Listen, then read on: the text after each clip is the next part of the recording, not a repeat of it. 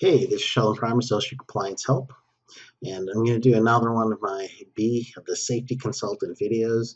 So this is an audit that I did. So I was going through the client's facility. This is a manufacturing facility, and I seen this. So if you're not sure what you're seeing, let me tell you what it is. It is, and coming from top down, this is an actual conduit bleeding into an elbow here, which is going into the wall. So instead of having a faceplate cover here, they actually decided that it was a good idea to go ahead and put some masking tape on there, silver tape. So you're seeing the silver tape, and I'll zoom in a little bit more. And that is what they said is good enough for coverage for that electrical behind there. So though it's conduit and wire is running through it, whenever you get to any of those junction points there, bends, elbows, even when you get to a termination point with a faceplate, that should be made in such a way that you're not going to have a worker exposure to electrical hazards. And this obviously is not that. So what does OSHA say about this? So let's give you guys a couple of thoughts here. So I'm going to click over. I use the regs to go from Mancom, and I looked up. This is general industry. Let me click to this so you can see how I did it.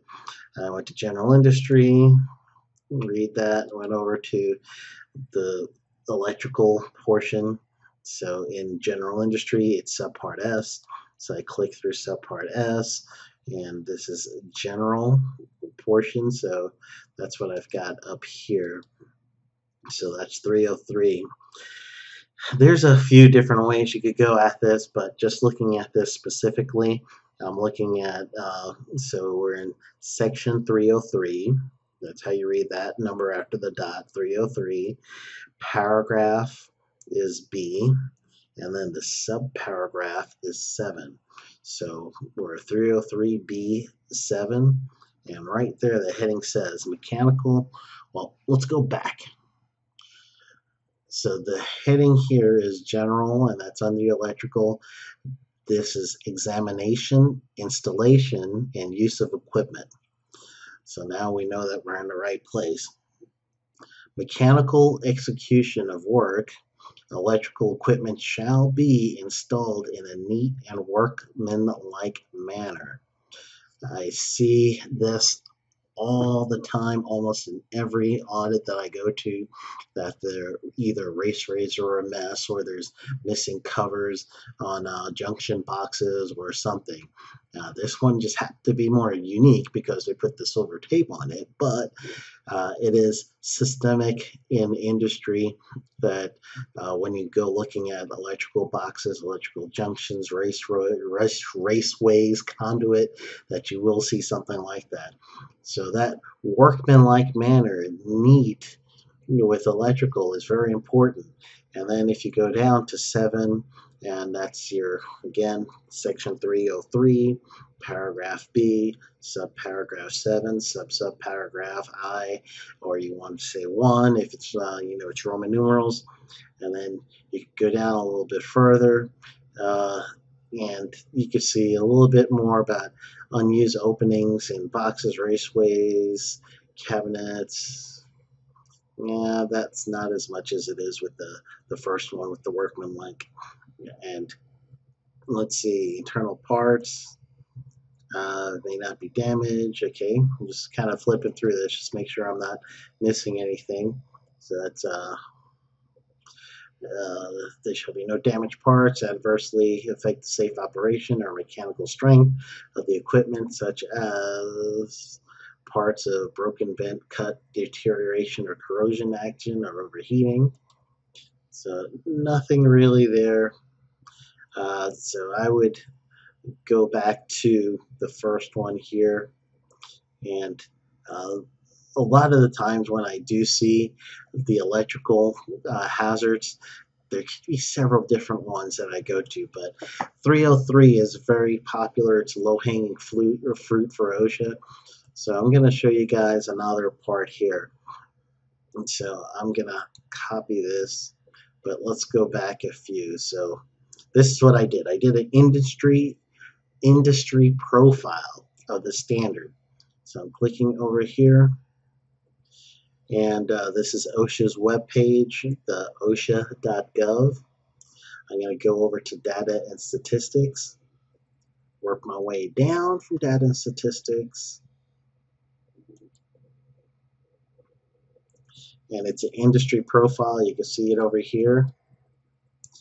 You can either do it by the standard, or if you click here, they'll get you to frequently cited standard for a certain NAICS code. But I'm going to paste what I just highlighted. So it's 1910 General Industry, Section 303. I like to do a view in 5 digits NAICS because it's kind of hones it in real good. So almost $3 million in a year. This is the fiscal year, October 2015 to September 2016. Looks like printing is #1 on this as being the most cited, not the dollar figure, the most cited. Let's see who's got the highest dollar figure right now. It looks like animal slaughtering and processing has the highest dollar figure so far. And I don't see anyone else with a high dollar figure for the amount of citations.